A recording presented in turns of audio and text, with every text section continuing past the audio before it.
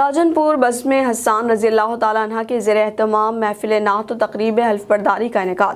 سرپرست اعلیٰ بزم حسان راجن پور سید محمد اسماعیل بخاری نے 9 منتخب عہدیداران اور ممبران سے حلف لیا۔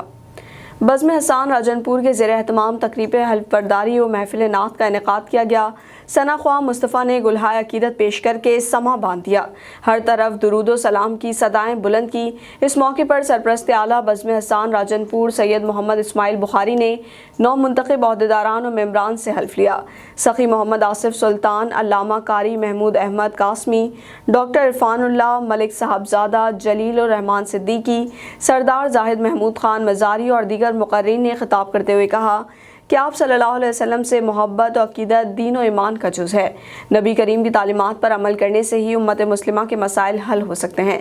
تقریب کے اختتام پر بزم حسان فاضل پور، بزم حسان کوٹ مٹھن اور بزم حسان راجن پور کے عہدیداران اور ایگزیکٹو ممبران کو تعریفی اسناد بھی دی گئیں۔